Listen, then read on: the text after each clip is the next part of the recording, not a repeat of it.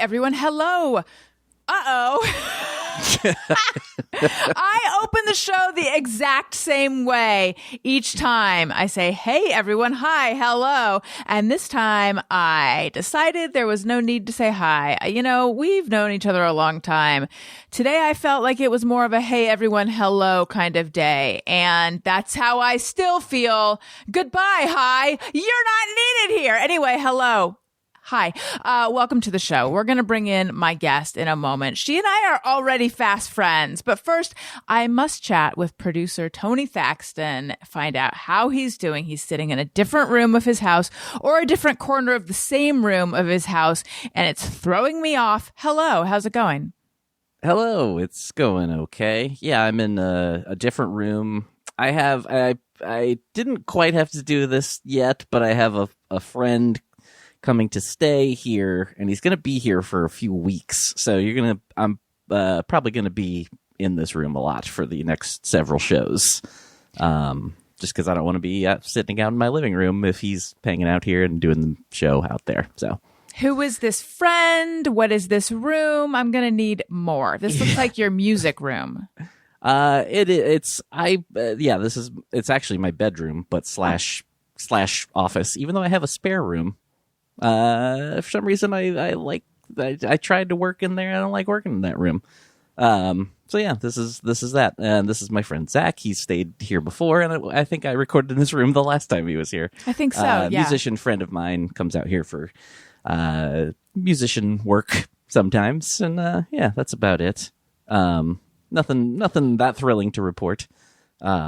But I did, this is unrelated. I had a gross realization the other day, though, that I wanted to share. I was waiting to tell you until the show. I've been working for you for a while now. What is it, like over 3 years, I think? And it feels like longer. I know, right? Because way more than twice as long has been Zoom. Oh, that's really awful. Yeah, right? Yeah. Yeah, it's truly terrible. And I had that realization. I was like, oh, man, that, yeah, because I need, I've been very vocal about how much I miss in-person recordings. Mm-hmm. But, yeah, when I had that realization, I'm like, oh, that's, I don't like it. Yeah. Owen, second child, just turned 3. And I was realizing that he had just turned 1 when this whole thing started. He learned to walk during the pandemic. It's just weird how much of our lives have been this way. But doesn't it feel like we're at I know it feels scary to actually cling to this. So I say this in I'm not holding on to it tightly, but doesn't it feel like the tail end of it? Yeah, I've been having that feeling. I don't want to jinx anything, but it's feeling the most normal-ish that it's felt in a while. I feel like maybe even more than that little window that pre-Delta window we had last summer. It's even kind of feeling a little beyond that. So I'm hoping, fingers crossed, that we stay this way. I mean, and I think because we discussed on the show, it was on the show that you offered to pay me to go back to in-person, right? Yep. So since the listeners have been part of that journey, they should know that we have an episode on the calendar for April 15th in person. And when you offered to pay me, I said, how much? And you said, we'd discuss it off air, which we have. Can we share with them the figure that you offered me? And I didn't even negotiate. And because I'm a woman, I didn't even negotiate. I just accepted the first offer, even though I probably should have pushed back. Yeah, Can we tell them? Because I wanted you to know I'm serious, so I told you I'll pay you $40,000 per episode. Now, I know I probably could have gotten more because that was your first offer, but I just said fine. I said yes to the first offer because I got nervous and I was like, what if I push for more and then the offer goes away? So... And look, it's not my business, but I don't understand how that is fiscally. I don't understand how that, again, it's your business, but I don't understand how that is like financially prudent for you to be paying me $40,000 well, to produce, to edit, or, to engineer the show and stuff. But it's your business. Isn't being happy more important than money? You can't put a price on it. Exactly. So I look forward to that. I look forward to being broke. Yeah, I mean, probably what? Like, I figure one show, right? Maybe two? Oh, maybe like a couple minutes into that first show, yeah. So I am very excited to bring our guest on. She is a Los Angeles, and before that, a New York institution. And I don't know if you know this about me, Tony, but I used to live in New York. It's an ongoing thing that I never bring it up. People wish I would talk about it more, but that's true. I did live in New York for many years.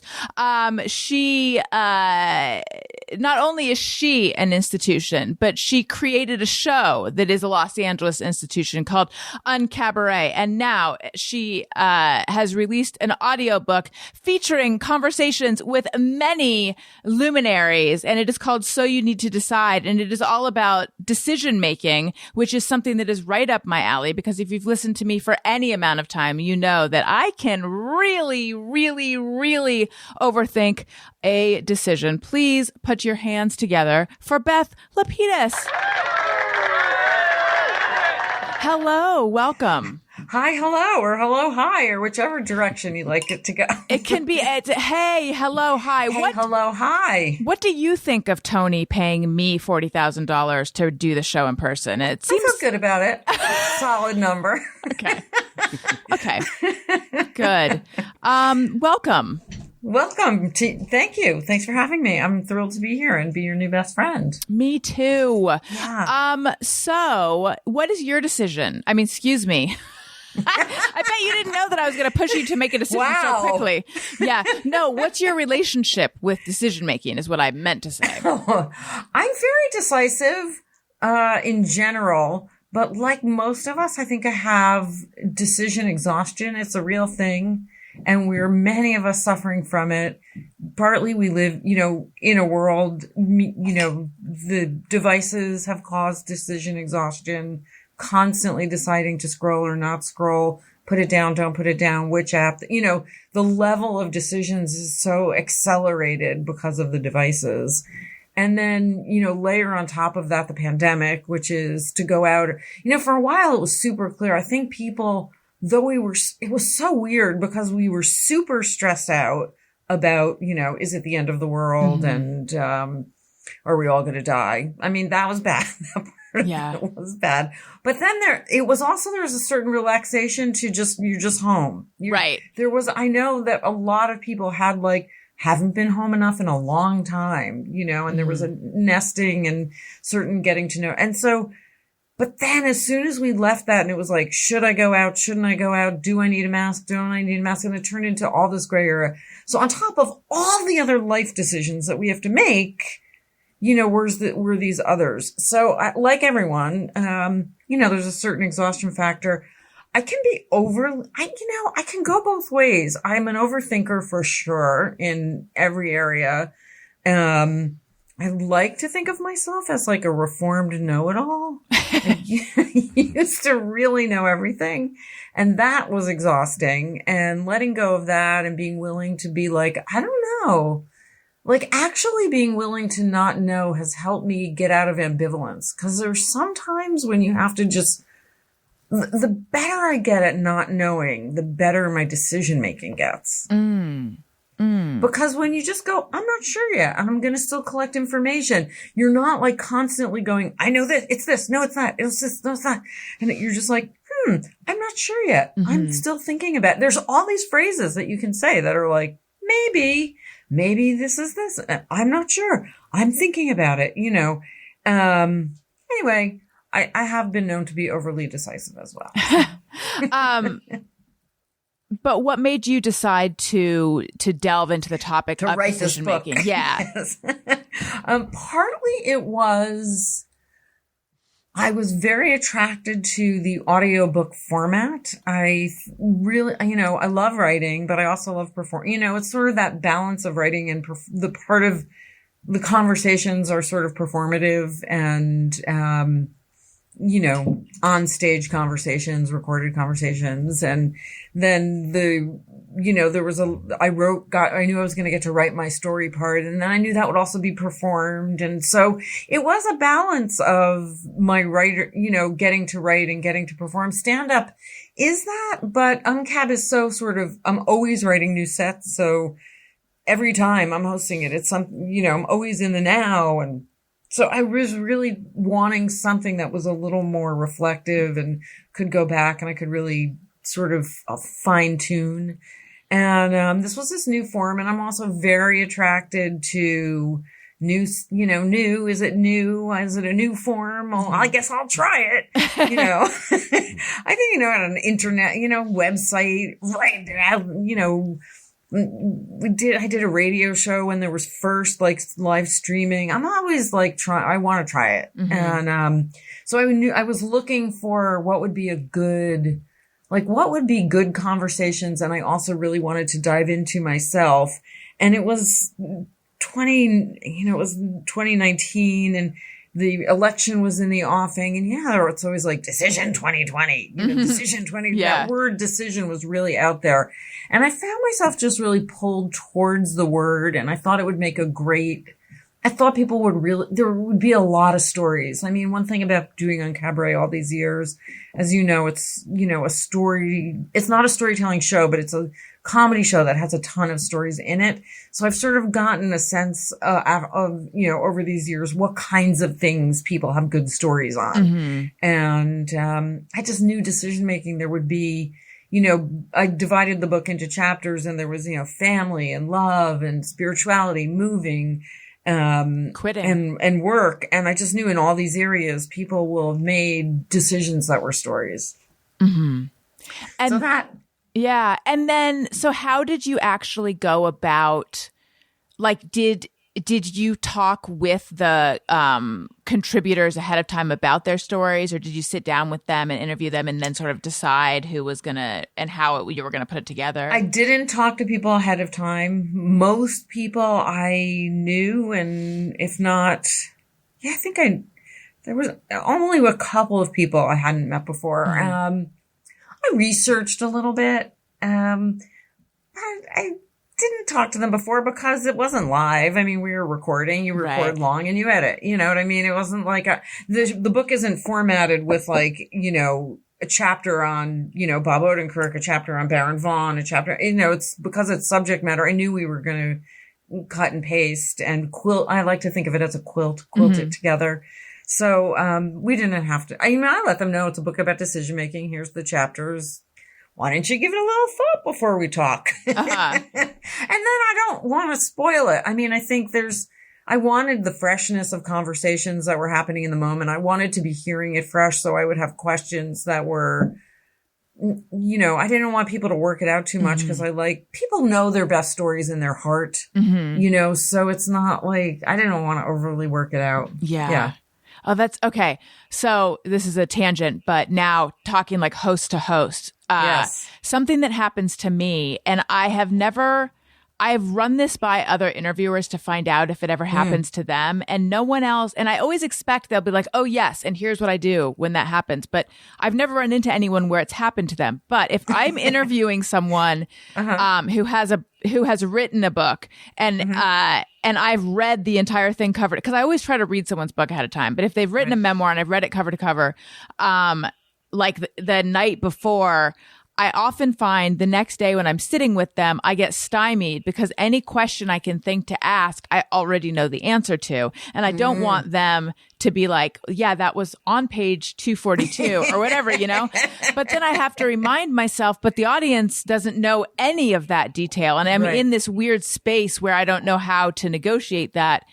What made me think of that is because you said like you want it to all be new to you, Yes. Well, okay, that's a great question. I'm glad you thought that was a question, because that to me felt like I just like barfed a bunch of info at you. Well, it was an idea that was conversational. Yeah. I mean, I always think, you're like saying you're the opposite of Larry King. Larry King was, famous for, he just never read anything. He's just like, so you wrote a book. Right. Like Jiminy Glick. Yeah.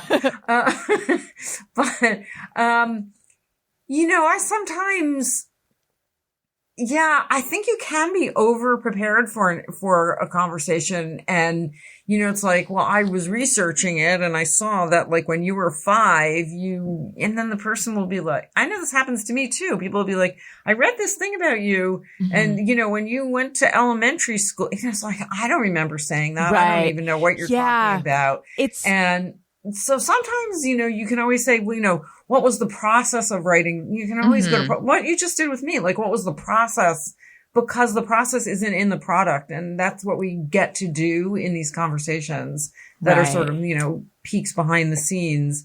And people don't always want to say the same thing. Sometimes you have to, I find like you try to suss out the stuff that people want to tell over and over again. There are these sort of stories that are so inside of us that like, no matter how many times you tell them, they're fresh every time. Mm-hmm. And then there's some stuff you're like, I kind of covered that. You know what I mean? I did that as much as I want to do. Right.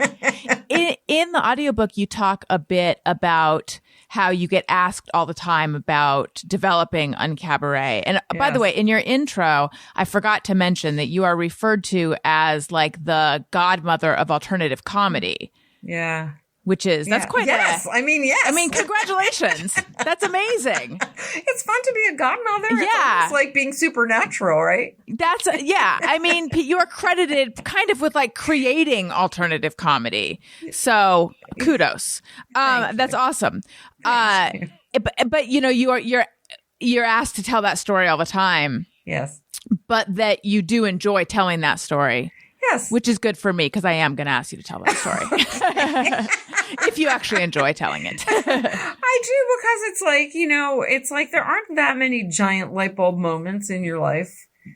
I don't know about you. I haven't, I get them all the time. Mm-hmm. I had a friend that used to call it, the woman who directed our Comedy Central show, she used to call it like an epiphany pillow moment. Like she wanted to quilt it on a pillow. Uh-huh.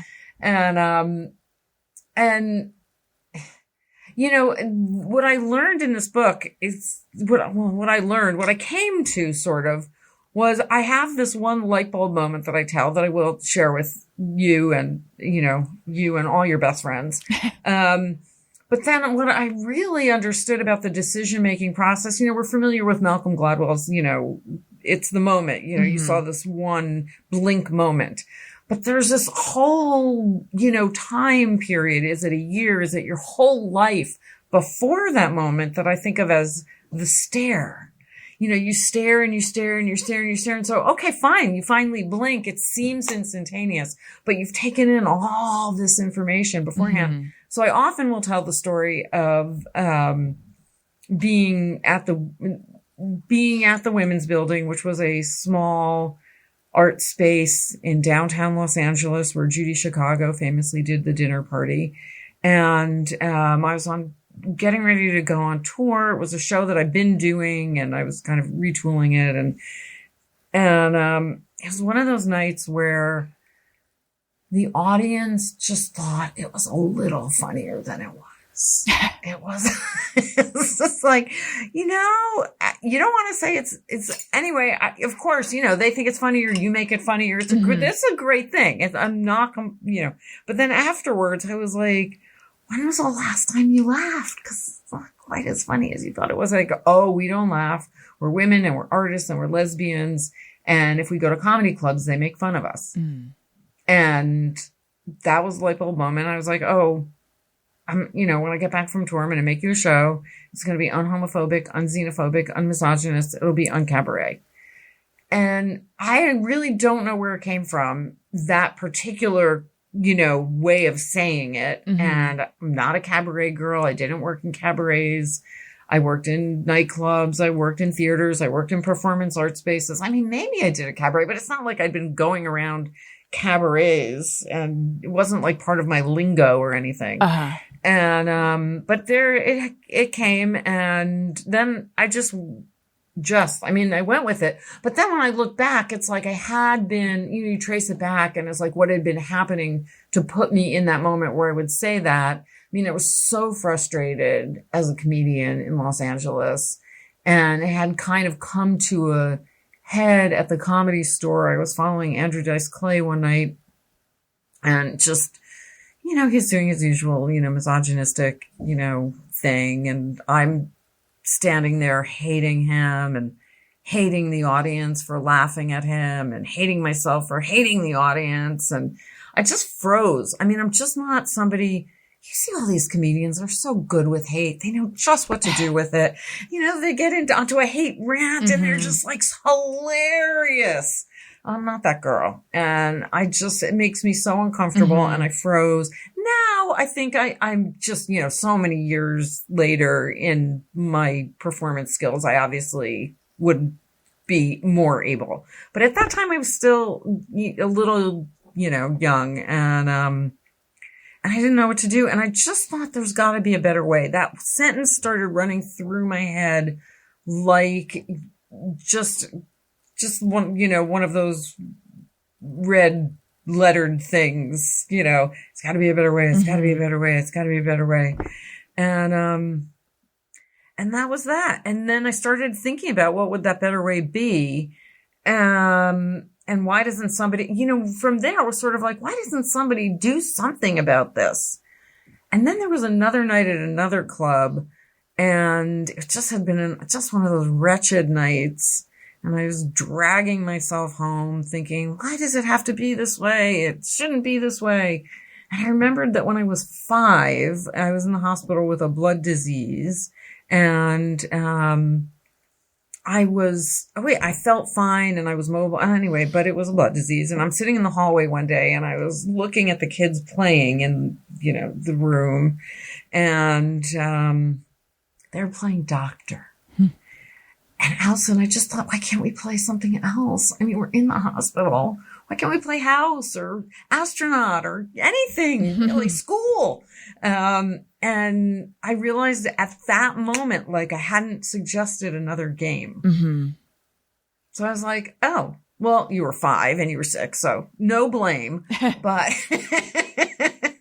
but now you're a grown up.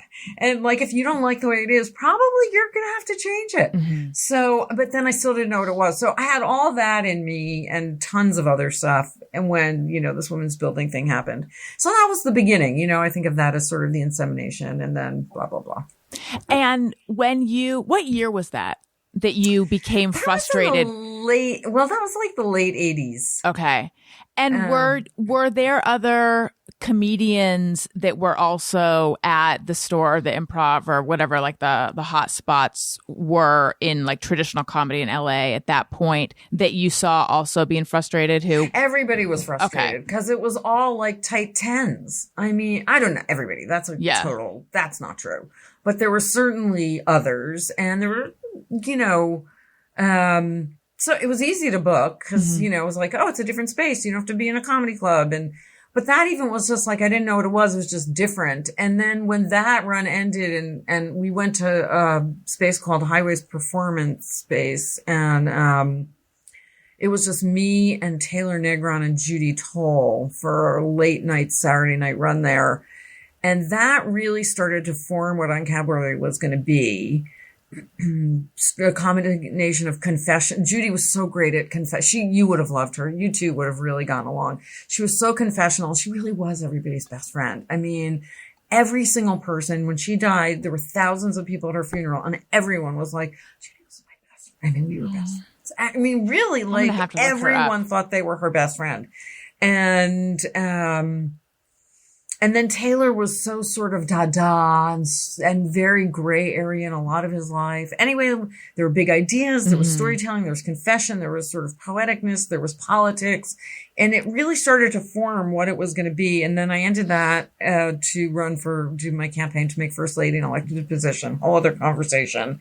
And then when Jean-Pierre Beccaro opened up Luna Park, he invited me to do something. And I was like, this UnCabaret thing, this is what I want to do.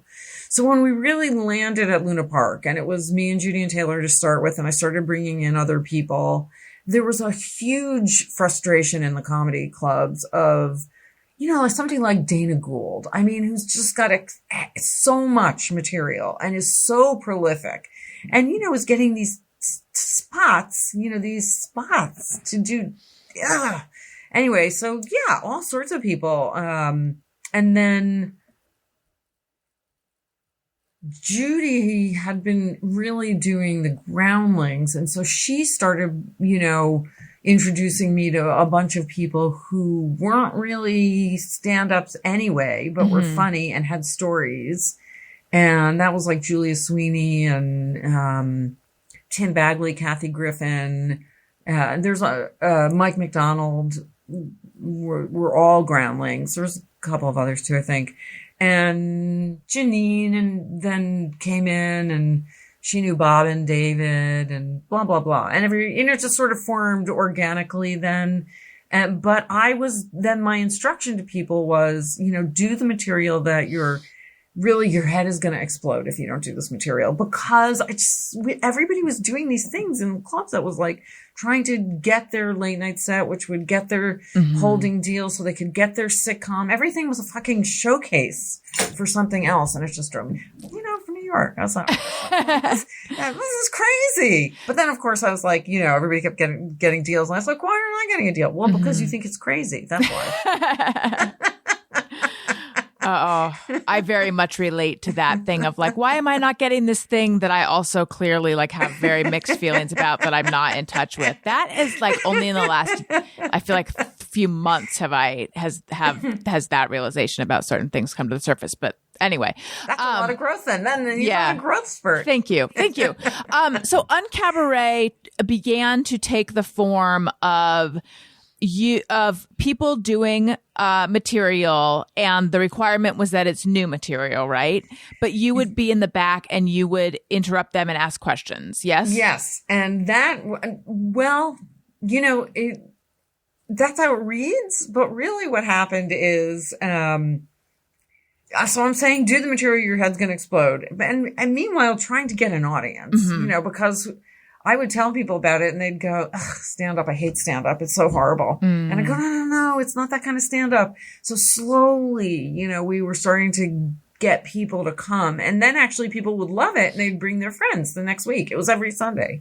So then I was like, oh, wow, there's a lot of the same people here. This is like, you really can't do the same thing. I mean, as much as I thought before, maybe you can't, but like you really have to do new material every time.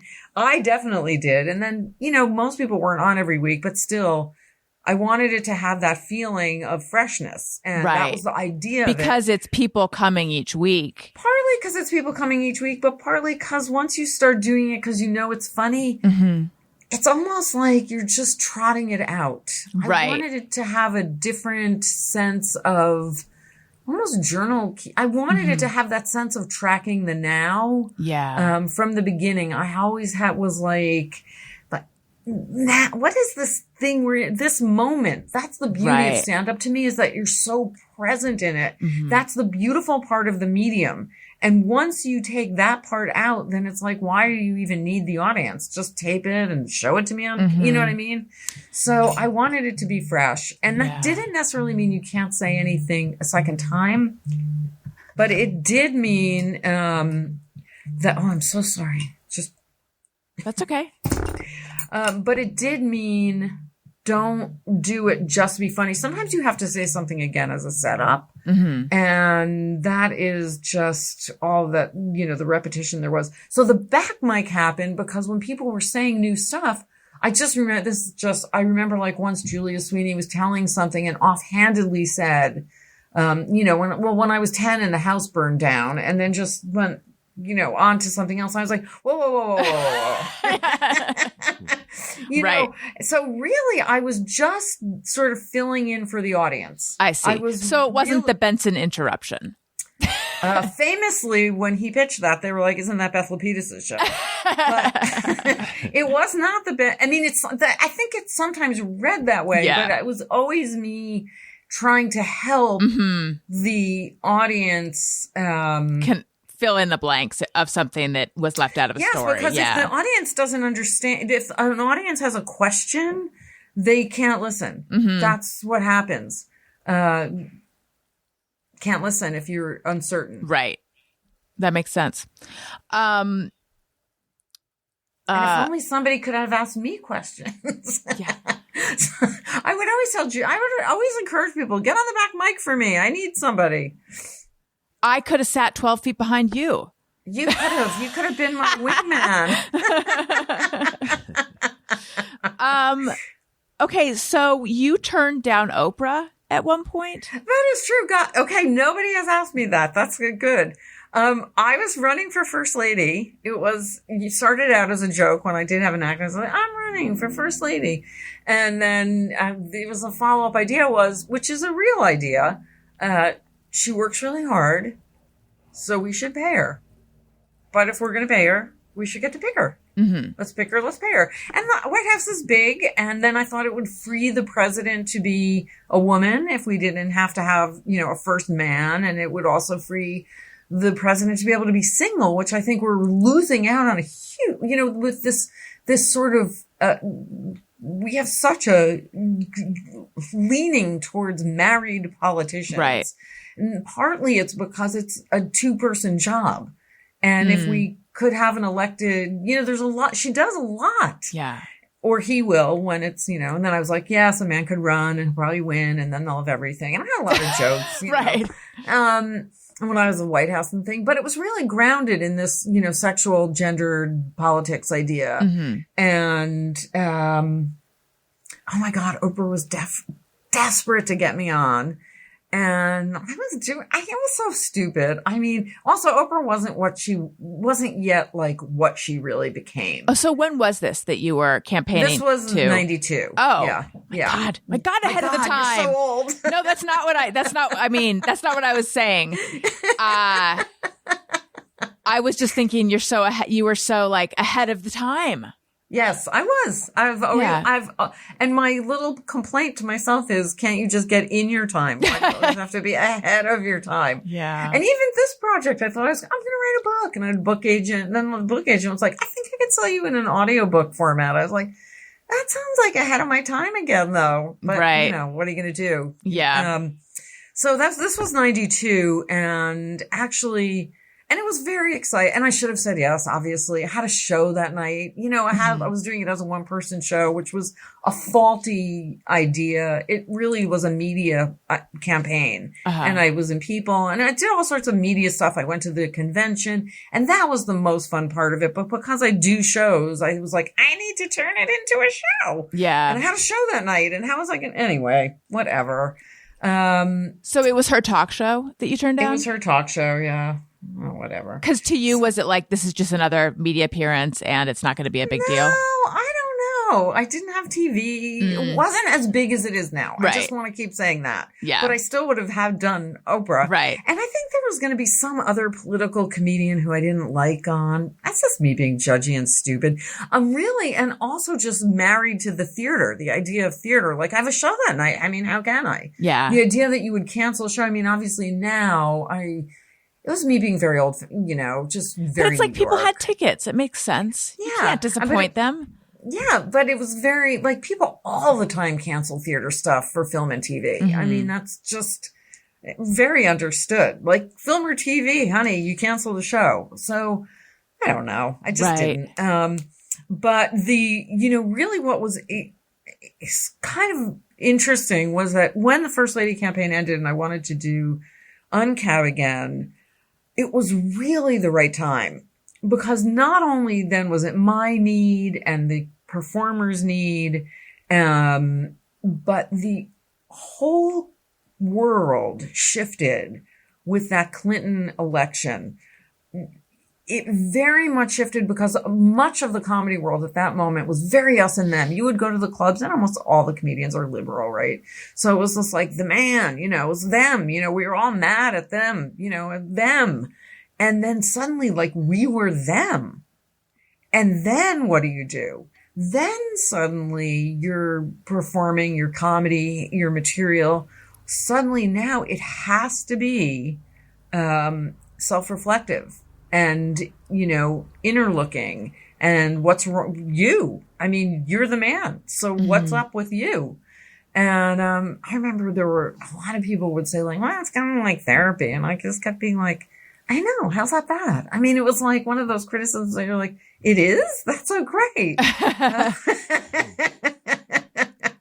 And then, I was like, well, why does she get to decide who's on? I was like, because I made the show. Because you wouldn't let me into your club. That's why. So, can you talk about the decision to have your work be collaborative versus just featuring you? yes. Sometimes I think it was, I think of in the book, I also think there's an idea about default decisions. There's some decisions you sort of don't make that sort of you realize after a while, you're like, I guess I did decide not to have children. That wasn't the case for me. I did decide not to have children, but there are some things after, that was like, oh, I guess I did decide to be a collaborative person at heart.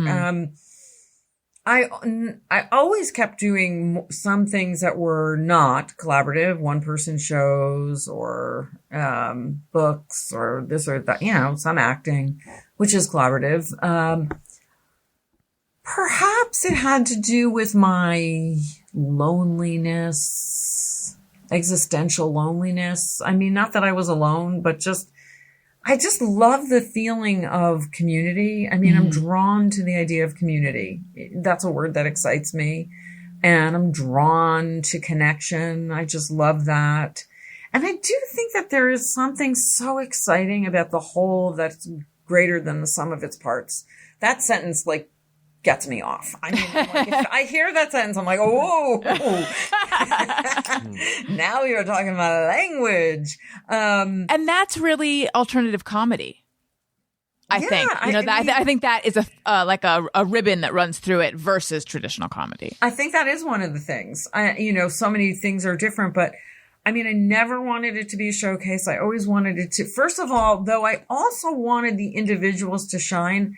I hated the feeling of being in an audience at a comedy club, and then you would leave, and there were so many people who had been on, mostly guys, and you'd go, which one of the guys said that thing about that thing? And it was just so interchangeable almost, partly because of the rhythm. Yeah. And one of the things that was so exciting to me was to hear the different rhythms that all the performers had, that you could almost know it was them. I mean, I've heard UnCabaret be edited, audio edited, and from 3 rooms away, just the rhythm of somebody's voice, I could tell that's Rick Overton, or that's Tim Bagley, or that's Taylor Negro. You could just hear. And at one point I just said, well, the rhythm of your voice is the wave your inner truth rides in on.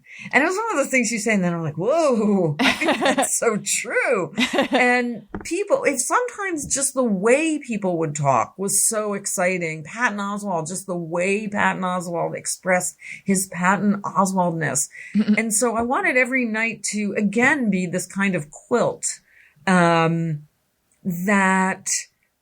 everyone was so individually themselves, but people were free to pick up because it was about the now, people would bring stuff in always, but sometimes somebody said something. Sometimes I would say something at the very beginning, and it would become a thread that would kind of lace through the whole thing. And I found that just so exciting. And the audience was a big part of that community too. If you talk about collaboration, I mean, in all the years of UnCabaret, I can only think of one heckler. I mean, literally one. Wow. In all the years. And I don't mean one bad one. I mean one. What did that person do? Do you remember? Yeah, no, but I do remember what she was wearing. Oh, it was a she. That's surprising. She had on a blue blazer. It was a very non-UnCabaret, un-UnCabaret, garb. It was a boating blazer with big brass buttons and giant shoulder pads. Why I remember this, I don't know, but I do remember that. And there was one performer who came in with her little dog, who I won't name, who was very disruptive. But generally, the dog was disruptive, or the performer was? Performer with the dog. Oh, that was the combo pack. Yeah, I just feel like I know who it is, but we won't go there. You don't. I don't. Okay. Yeah. All right. I'm sorry. Maybe you do. Well, we'll talk after. Off air. Yeah. Yeah. So I love that collaborative part of it, and I think I kept being drawn back to it because I also felt like UnCabaret was kind of an assignment. I felt the group wanted to be together. I felt it needed to be together. I felt I've tried to close UnCabaret many times, and I keep getting sucked back in, and I don't know why, but I do. And what is this? I guess I love it. I mean, what is the status of it now? Very lively. The status of it now is we're doing hybrid. We're in a hybrid situation. We are keeping the Zooms because as of this date that we are recording, March 4th, I don't know when you're listening to it. This is March 4th, 2022. Probably Monday. I know, but in the future. Right. That's true. You'll have many listeners all throughout, eons. In perpetuity. Yes. Yeah. We're doing Zoom shows once a month now, and we're back to live again. I mean, we went back to live, and then we stopped live and went back to 2 Zooms. And I don't know, this month Tony might give you $40,000 to do it live. So right. I would take him up on that. I'll take 40. Right. I mean, I probably should negotiate just like Allison should have. But you know what? We're women, and sometimes we take the first offer because we don't know our worth. So we're very lively, and I'm starting to think, the band is back, and I feel reinvigorated by it. At the same time, I have a new intern that's starting in a couple of weeks, and I'm praying that she is good because I really do need help because I have a lot of other work, and it's not, at a certain point it becomes like it's not going to become anything else probably. In the early days it was, we're going to make it into a TV show, or it's going to become this, or it's going to become that, and now it is what it is, and it can't be my whole life. So I can't be making posters, Allison, anymore. It's so interesting to hear you say that. I am feeling there's a lot of things. What am I trying to say? Because I'm all over the place. Let me try to. There's so many things that you're saying where I am just recognizing some realizations I'm having in my own life, and I'm sort of hearing echoes of them in things you're saying, and it's very profound for me. But I'm sort of having some feelings about trying to figure out some of like the things that I'm working on, and feeling like I put so much energy into this aspect of it and into this aspect of it. And maybe that's not absolutely necessary. Like maybe I don't need to spend so much, this is going to sound so silly, but like I spend so much time tweeting and Instagramming and all of that. And like, maybe that's not absolutely necessary. Maybe it is, but maybe it's not. But maybe it is. Yeah. I mean, it's like that kind of stuff. So, yeah. So what's that? And I'm always, I go through expansion and contraction ideas as everything that, has a long life does. You expand, you contract. And I'm feeling maybe expansionistic, like it's time to meet some new people. And Zoom was great because we were able to expand to performers in New York. That was really exciting. And some people became part of the family who hadn't really been before. And I love it because it's kind of a talk show, which is my wheelhouse. And I mean, that was part of the back mic too. I mean, I've just always loved conversation. At the heart of UnCab is conversation. And that's why the book, So You Need to Decide, was really an expansion of that. I had a talk show at MTV for a minute that was green light and then lighted for a boys show. And I had I've done radio shows, but I think from when I was young, the part of stand-up that really excited me wasn't actually the stand-up, but panel. Like when I was little and watching The Tonight Show with my parents, it was really panel that I loved. I mean, I didn't, the stand-up itself. So I love that. And that was part of the back mic too. I just wanted to be in a conversation with people. I just wanted to talk. Right. I love talk. Right. And elevating the conversation, Wait, so I'm, this sounds like a unpleasant topic, but I must ask, what happened with MTV? Literally, we did the show. I pitched the show. It was very exciting, actually. And when was this? This was in the 90s, the great 90s. I don't know which part of the 90s. Okay. It's a big blur of Nirvana. Of Nirvana and girdles as outerwear. I don't know. It was a good time for music. And actually, so my agents, like, I had this idea it was called The Couch. And the idea was that none of the guests wouldn't have met each other. I had been on Politically Incorrect, and I always loved the green room there as much as the show. And I was like, I wish I could do a show where we got the green room feeling. Yeah. So I came up with this idea that what we were going to do, but you can't replicate it. So I was like, here's what we're going to do. We're going to keep the guests separate, and also they're going to be booked very specifically so that there's a reason that they're together. And then it's going to be like a party. You know how you have a party and you're like, Andy Dick, I wanted you to meet this guy who just wrote this book. He's the head of the Sierra Club, and he just wrote this book called Act Now, Apologize Later. We're going to talk about apologies. You have so much bad behavior. Right. Or, and so it was really booked like that. And it was so it was very specific, and we shot it, and it was exciting, and they loved it. And I was this, it's hard to remember when we used to go around town and run into people, but there will be that day again. And people were like, oh, I keep hearing how great it is. And it was a very exciting show. How many episodes did you shoot?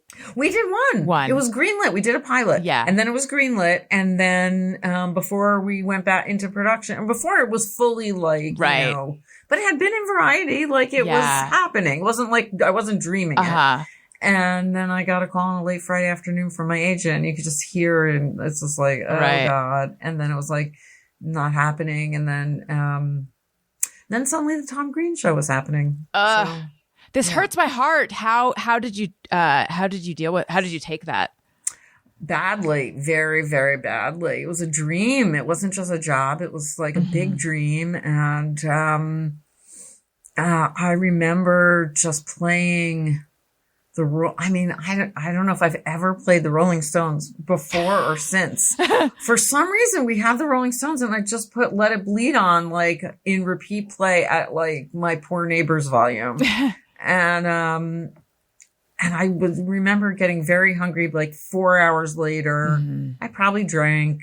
And then I just, kind of went into a downward spiral. Right. I don't know. It was horrible. But then, we owned it, and we shopped it, and Bravo almost bought it. And then you're like, and it takes a minute, and then you're like, oh, my life isn't going to go that way. Like, it's just not, I don't have 4 more of these in me. I don't have like 10 more great ideas for a talk show, and it's not happening. And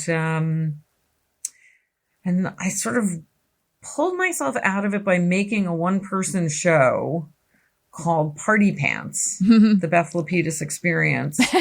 And from that, it was all sort of segments, and I did it at the HBO workspace. And from that, I got my radio show, and, life goes on. Maybe it was all for the best. The first time I heard somebody say, everything is unfolding in divine and perfect order, I almost threw up. And I just got so mad. And then I thought, I think I'm jealous. Like, I think I'm jealous that somebody actually believes that. Right. That level of trust. And then I thought, well, if I'm that jealous of it, maybe I could believe it. Like, if you're jealous of what somebody else believes, you want it. Is it possible that you want to believe it? And is it possible to believe it? So what I did is I started to say it as a joke in my life. Just every now and then, I just say, ha, ha, ha, everything's unfolding in divine and perfect order. And then one time we were doing UnCab, and it was a night that everything was going wrong. And somebody canceled and somebody else canceled, like on show day, on night of show, and some tech in the club. I don't remember what it was. It was just one thing after another, and it was time to hit the stage, and, whatever it's going to be, it's going to be. And I got on stage, and the music's playing, and I sang my Change song. And then the first thing that came out of my mouth was, I don't really know what's going on, but I'm sure everything is unfolding in divine and perfect order. And everybody laughed, and I laughed. And then everything did unfold in divine and perfect order. You made it happen. And it was a very miraculous night.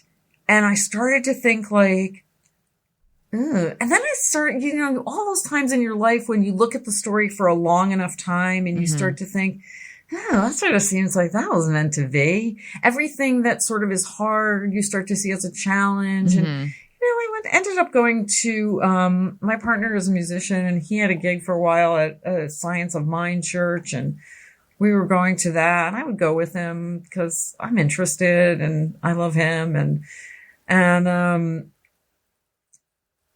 they have a thing there. So like nothing happens to you. It all happens for you. And I was like, that was another one. I was like, really? But once you start sort of changing your mind, and I think that is the biggest thing. To me, that is one of the things that also drew me to this book. So you need to decide, was I have really decided to change my mind about a lot of things. And those are the biggest decisions I've made. I mean, I've made some 12-step decisions, and I've made these decisions about what I believe, and these big decisions about thinking where, the first time somebody told me it's that your thinking creates your feelings, not the reverse. Right. I almost hit them. It's like, that's impossible. No, obviously not. Yeah. And then you start experimenting with it. Once you open your mind to why, I could experiment with my thinking and I could try thinking different things. And once I decided to do that, and I started to see really a revolution in my own life, that I started to think that, changing your mind is the biggest decision that you can make. You decide to think differently. And I didn't have a chapter in the book called Thinking, because I think that might be a little, you can get a little too cerebral about your decision making. But that for me is partly what drove me, because I had seen, what that decision has done for me. And I know that when I'm in trouble now, that it's all in my thinking, and my life is so many miracles have happened in my life that with the idea that a miracle is a shift in perspective. And I do really see every single thing.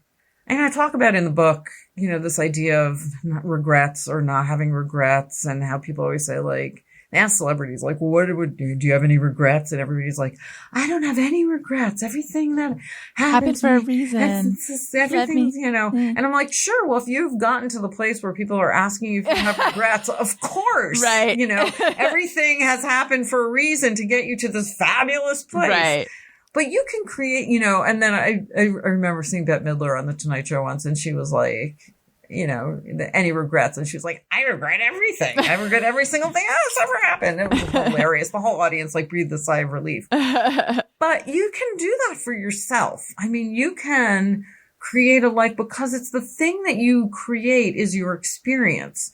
So, sure, we all want the gifts and prizes, but at the core of it, no matter how, I think we've all had the experience of getting something great, but your experience of it is really awful. And at this, and the mirror image of that is something supposedly awful happens, and your experience of it is absolutely miraculous, because you understand that it's a moment, you understand that you don't have full comprehension. Every little thing that happens to us, if we think, this is when I said at the beginning of, a reformed know-it-all, because every time something, I'll say it with air quotes, bad happens to you, it's not the whole thing, it's a piece of everything. But, we're not living in a culture where that's easy to always see. Because, as you said, we have to tweet and Instagram and every little bite of moment is something. But anyway, I thought a long answer to whatever your question was. Yeah. Oh, what happened with my MTV talk show? Yeah. But it got me where I am today. Who knows how bad my life would be if I had gotten that show? Yeah. Thank God, Allison, that didn't happen.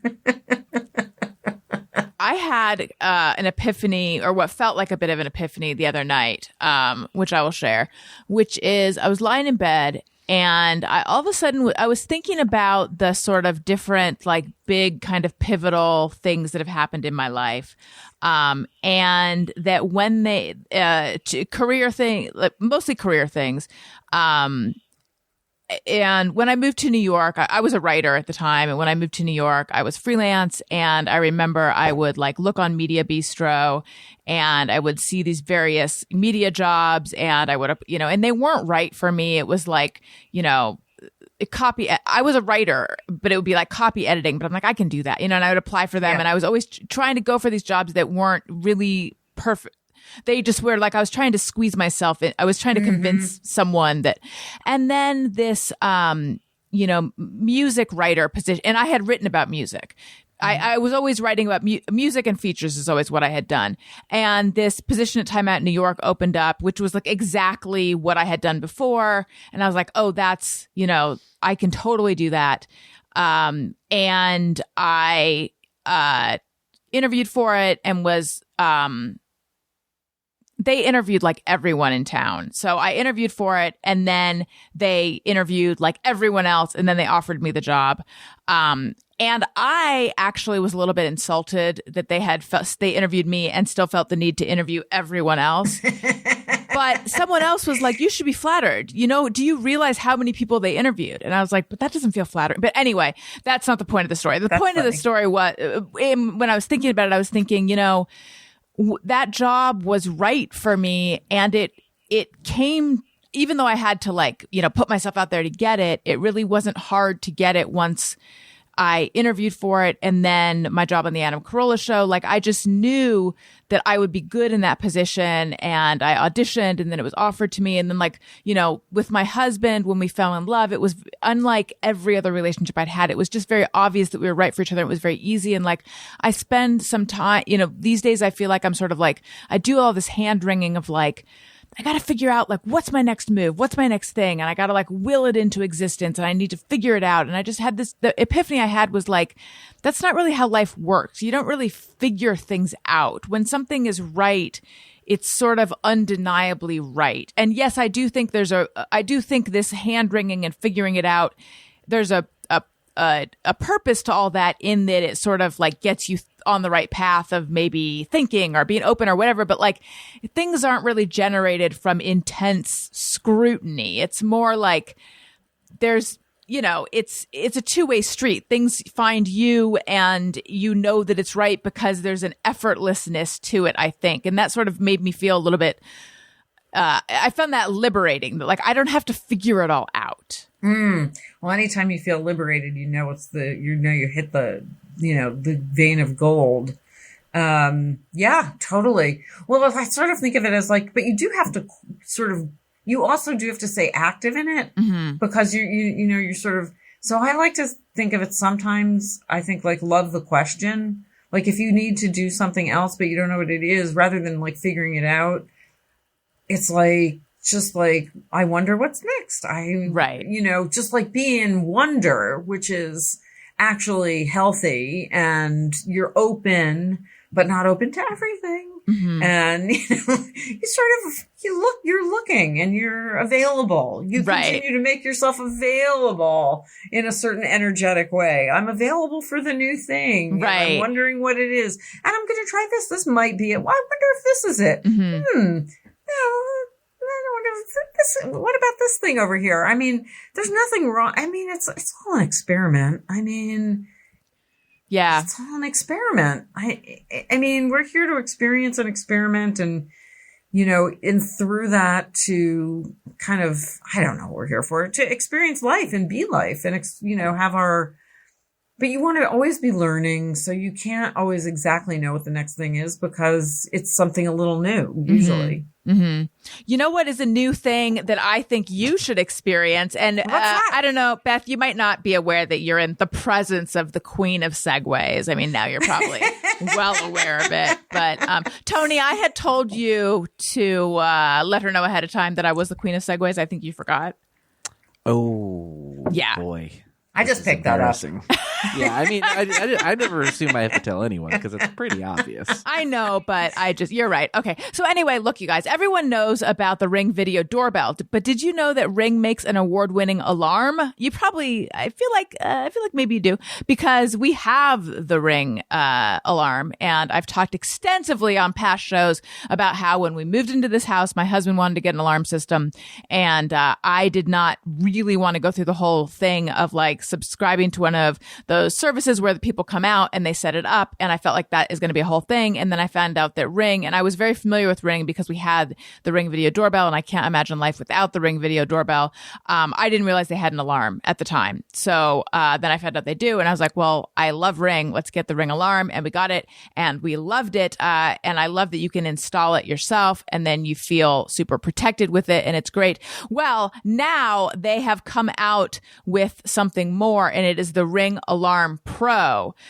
So when it comes to protecting your home, we've gone pro with Ring Alarm Pro. So Ring Alarm Pro helps protect my entire home and the Wi-Fi it runs on. With Ring Alarm Pro, Ring has combined a home security system and a Wi-Fi router. So this thing protects your home and secures your network. It's a game changer for home security, which is why CNET called it a giant leap for home security. So now I have the whole home security of Ring Alarm that I love, plus a secure Wi-Fi network with a consistently strong signal across my home.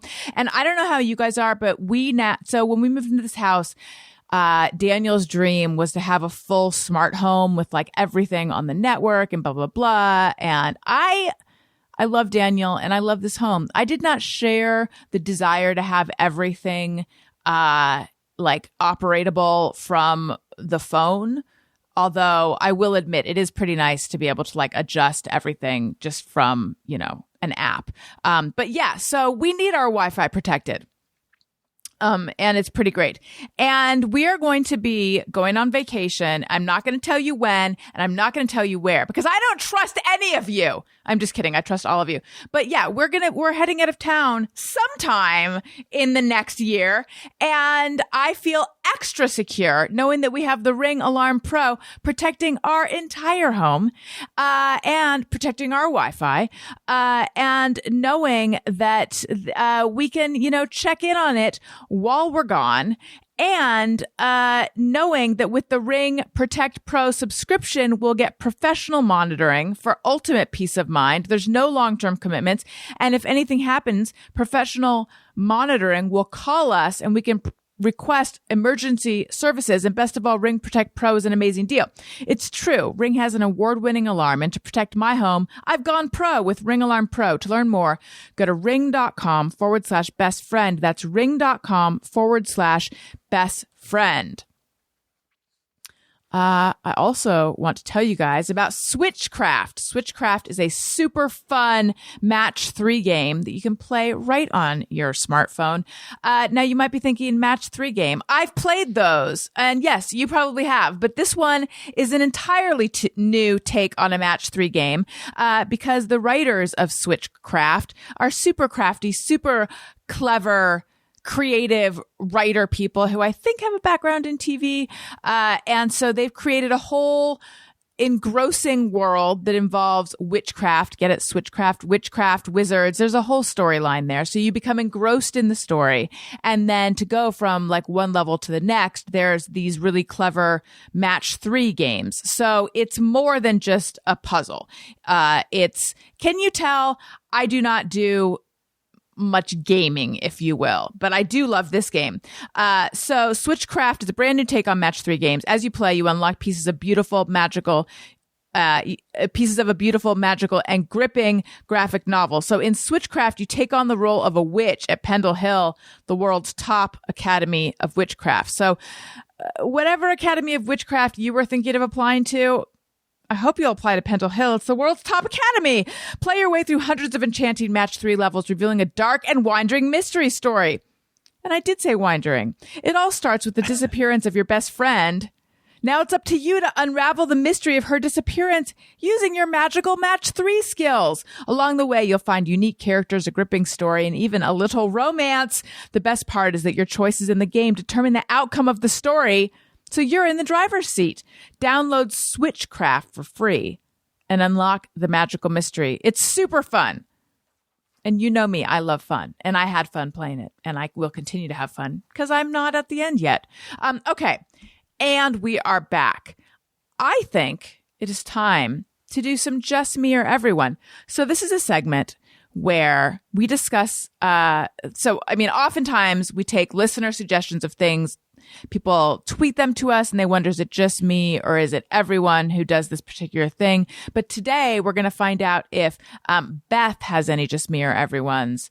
Beth, do you have a Just Me or Everyone? I do. I have one. And I have to say, when you sent me the email about it and it was like, do you count, you might like count or something. I was like, oh, I do that. But I'll come up with something that wasn't in the email. Okay, great. So, we have a little song. So okay. Hang on one second. Okay. Okay. I have one. Sometimes I ponder on something I have thought or done. Is it just me or everyone? All right. That's so cute. All right. I don't even quite know how to say this. Is it just me or is it everyone who likes to carry a lot of extra keys around? Oh. I think it is just me.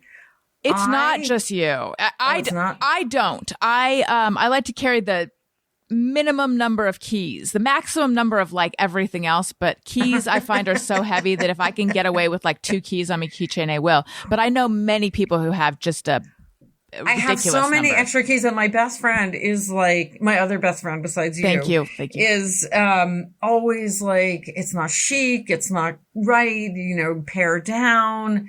And so I sometimes do it just because I'm like, she's right, Jamie's right. And then I'll take it down. I feel so naked and I feel so vulnerable. I start putting them back, slowly back.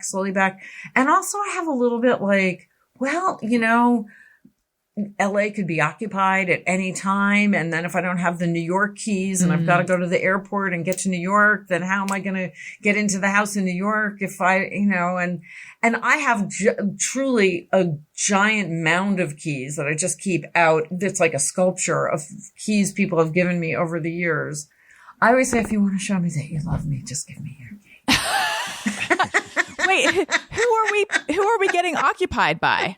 Anyone. It's just anyone. If sure. I don't know, the shit goes if the down. Handmaid's Tale happens just all of a sudden one afternoon without, enough warning. Right. Because that is how it happens. Yeah. I want to have places to go. Right. And finally, so the other night I went to, the YouTube theater to see, my friend Jamie Bridgers give my friend Phoebe Bridgers, her daughter, an award. Phoebe Bridgers, who's featured in the audiobook. In the book, yeah. Right. And so is Jamie. And Jamie's the one who's always saying, get rid of the key. So I was like 2 keys. I'm just taking the house and the car.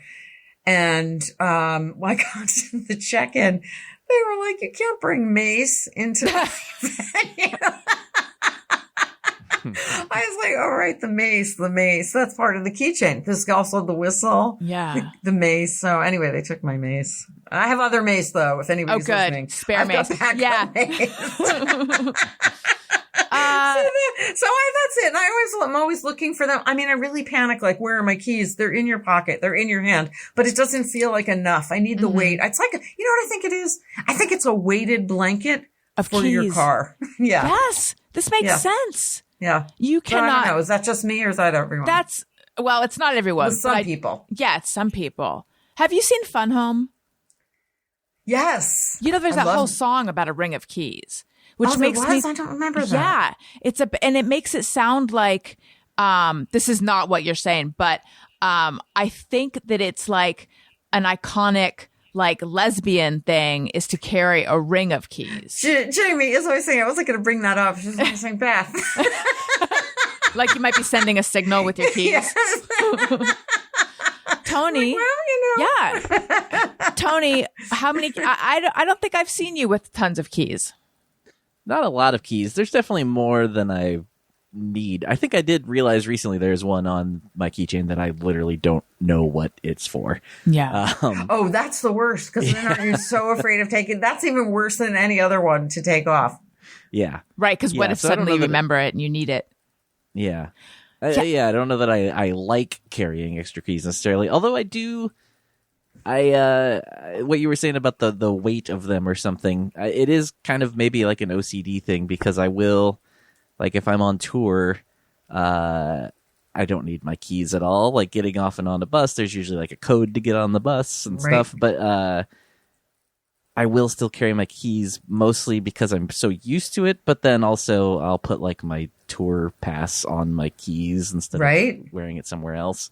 So then it also kind of gives me an excuse to have my keys, because then my pass is on my keys. There you go. Well, also I love sort of as long as you're talking about music, the jingle jangle, if you will, of like, if I take a walk, just having the keys be like, yeah.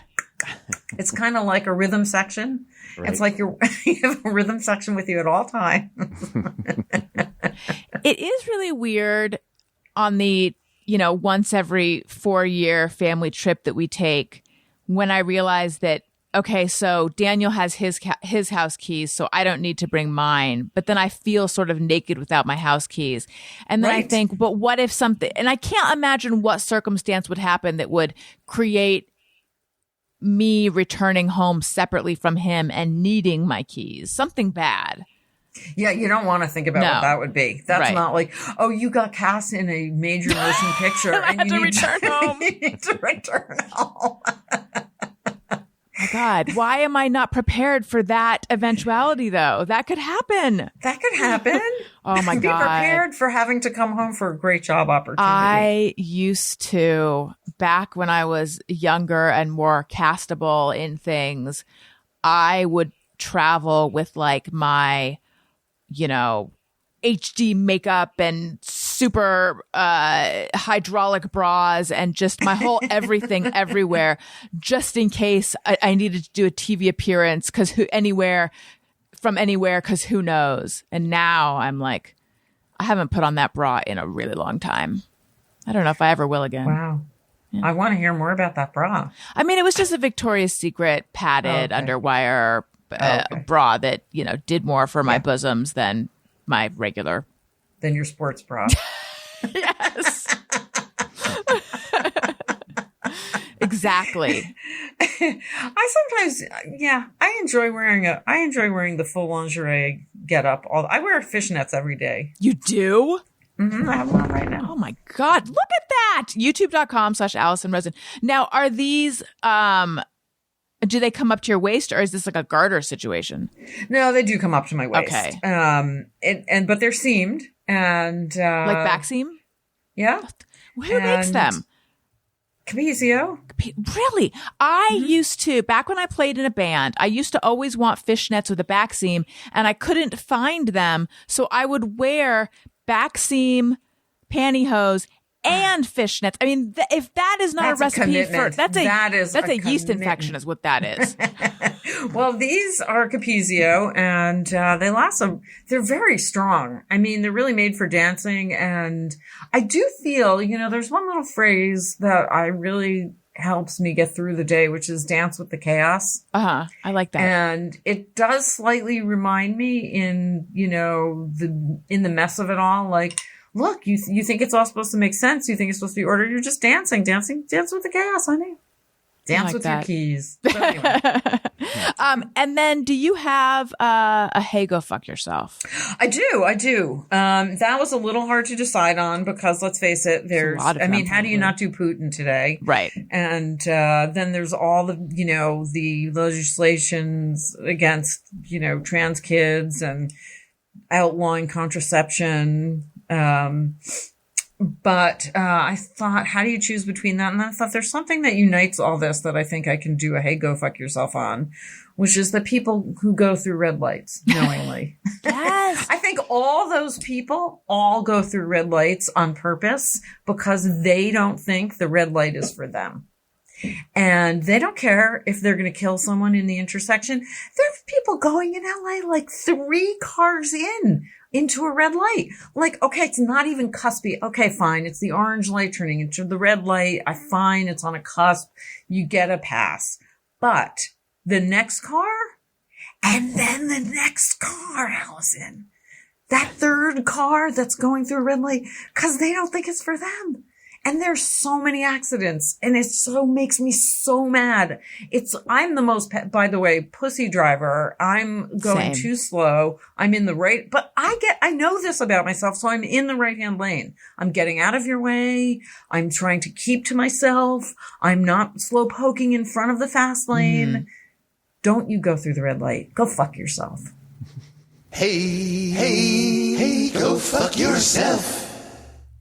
Beth, it has been such delight getting to know you, having you on the Likewise. show. Thank you so much. Tell everyone where they can find you, where they can find the book. Everyone go listen to So You Need to Decide. It is a very joyful and helpful and funny listen, I think. Oh, that's very nice. I love all those three things: joyful, helpful, and funny. That makes me so happy. And how would you listen to it? You could go to anywhere that your audiobooks are. Audible is one place people like to go, and you can use your monthly Audible credit on it. You can also easily gift it to people on Audible. You can also get it on just your regular Amazon. You can get it on Apple Books, for instance, if you're an Apple Books person. At bethlapides.com, I do have a page that just has all the links to everything. I'm on all the socials as Beth Lapides. On Instagram, there's an underscore between Beth and Lapides. Don't let that confuse you. Don't be scared away by the underscore, you guys. Don't be scared away by that underscore. And Twitter and UnCabaret is in all those places too. And UnCabaret shows are happening. And this book is really an outpouring of UnCabaret energy. So, yeah, that's where you can find it. Yeah, that sounds in good. all those places. Perfect. Thank you so much. You guys, if you enjoy what you're hearing, and even if you don't, please make sure you're subscribed. Leave us a nice comment on Apple Podcasts. Helps out the show. And rate us 5 stars. So leave us the nice comment because we read those. We read them on the show. Leave her the nice comments. Yes. And I mean, it's so important to rate and review. It Oh my is. God. Thank you. And wherever you're listening now, I think you can rate it. They've added that functionality. So rate the show, leave us the nice comments, listen to my other podcast, Childish and Upworthy Weekly. I have now launched a newsletter. I'm getting into the newsletter game, you guys. Substack? I'm doing review right now, which is REVUE, because it's got this integration with Twitter, but I'm not loving the editor, the soft. I'm not loving it. So I think I'm going to switch to Substack actually, because that one seems to look better. So by the time they hear this, it might actually be Substack. So there you go. Yeah. So sign up for that. Wherever you sign up for it, you'll get it the same place because I can import and stuff. Sign up for that on my social media. I posted a way to sign up. So follow me on social media at Allison Rosen. Also, I'm on Patreon, patreon.com/Allison Rosen. Patreon. Tony, what about you?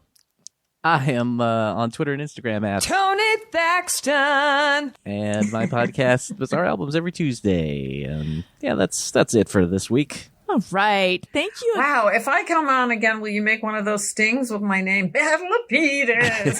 Of course. I want that. Of course. We have guys Jackie who sang that coming on Monday. We should just ask her, just sing it just in case. Oh, yeah. On Monday. Yeah. Thank you so much. Thanks so much. It's so much fun. You're a delight. Oh, thank you. Listeners, thank you for listening. I love you. You matter. Goodbye. Hey, do you know about the Allison Rosen show? We had a good time, but now we gotta go. Yeah, Allison Rosen